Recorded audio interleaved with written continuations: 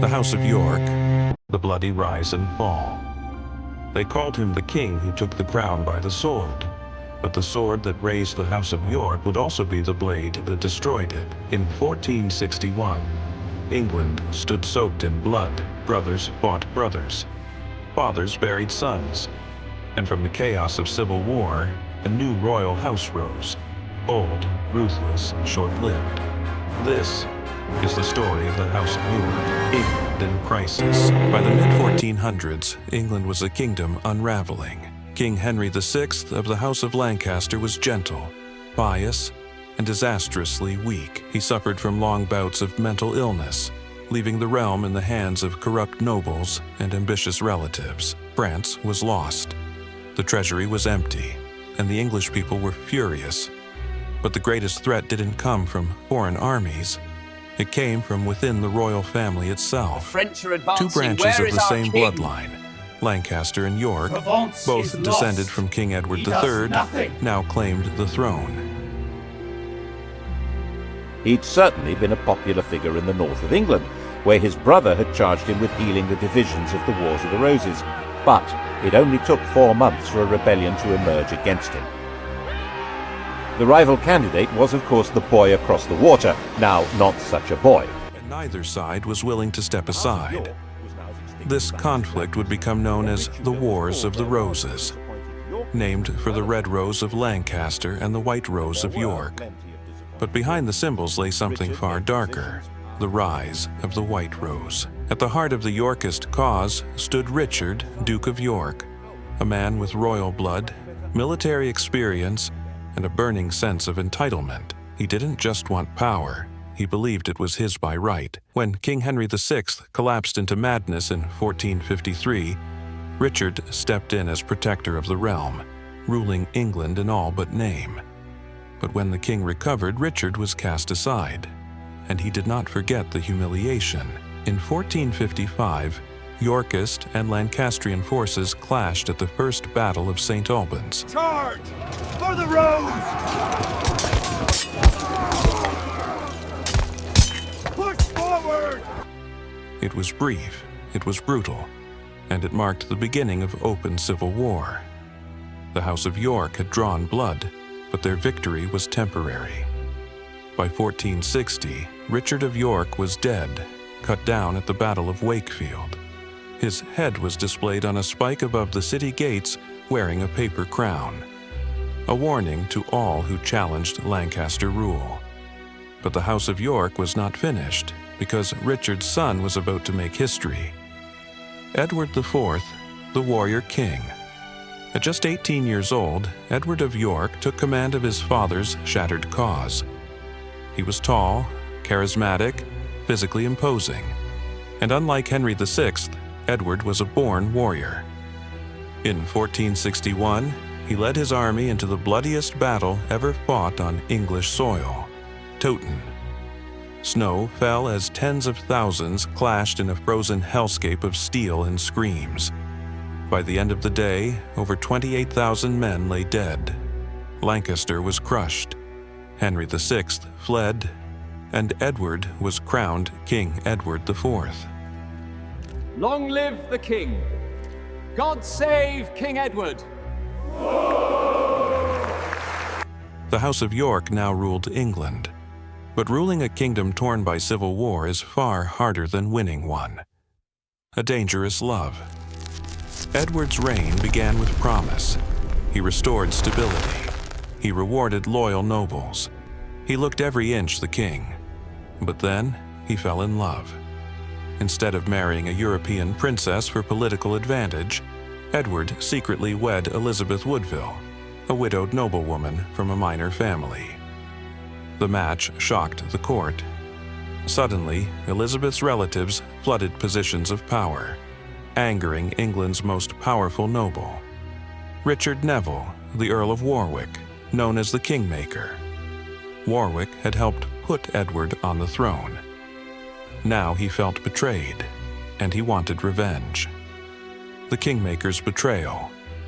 Warwick allied himself with Edward's own brother, George, Duke of Clarence. We must finalize the alliances before the Queen acts. man who constantly switched sides in pursuit of power. Together they rebelled.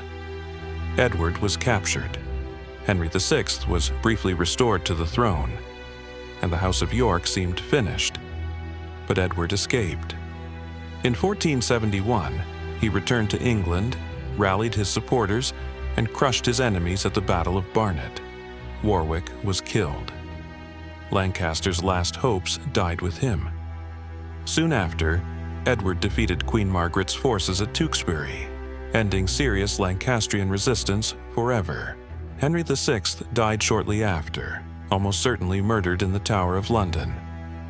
The Wars of the Roses were effectively over. York had won. But peace would not last.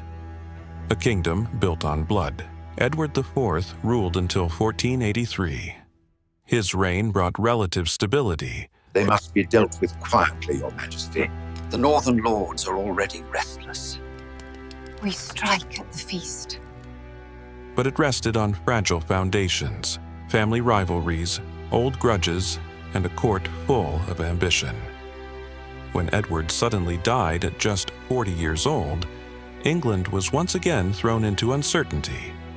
His heir, Edward V, was only 12, and the man appointed to protect him was his uncle, Richard, Duke of Gloucester.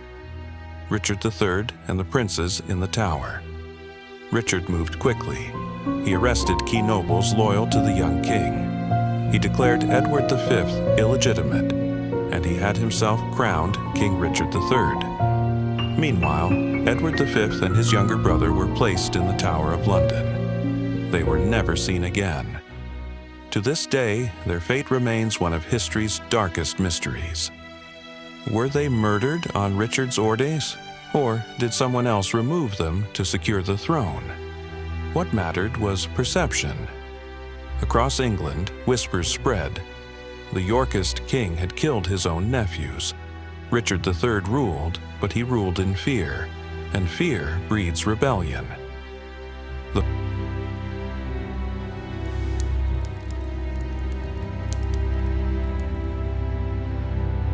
fall of the White Rose.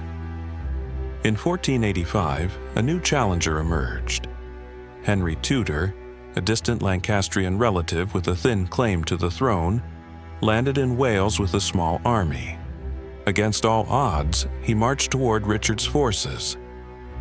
The two armies met at Bosworth Field.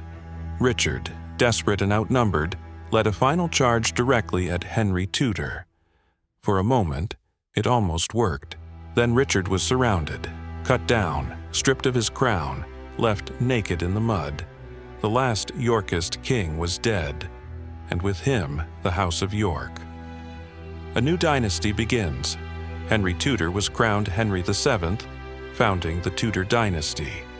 To heal the kingdom, he married Elizabeth of York, uniting the red rose and the white. The Wars of the Roses were over, but the scars remained. An entire generation of English nobility had been wiped out. Royal blood had soaked the countryside, and the monarchy had learned a brutal lesson. Power was not inherited, it was taken. The legacy of the House of York. The House of York ruled England for just 24 years. Yet in that short time, they reshaped the monarchy forever. They proved that kings could be overthrown, that bloodlines could be challenged, that the throne was not sacred, it was contested. Their rise was swift, their fall was violent, and their story remains one of ambition, betrayal, and bloodshed. Because in the end, the white rose bloomed, only to wither in the shadow of its own thorns. The House of York ruled for barely a generation, yet its shadow stretches far beyond its years. In their rise, they proved that crowns could be seized, not just inherited. In their fall, they showed the cost of ambition when power is built on blood. From snow-covered battlefields to silent stone towers, their story reminds us that history is not shaped by fate alone, but by human choices, rivalries, and fear. The white rose bloomed brightly, and faded just as quickly, and yet its echoes changed England forever, clearing the path for a new dynasty and a new age. If you enjoy immersive stories like this, where history feels alive, personal, and cinematic, subscribe to the channel for more forgotten chapters, lost kings, and moments that reshaped the world. Because the past is never truly dead, it's only waiting to be remembered.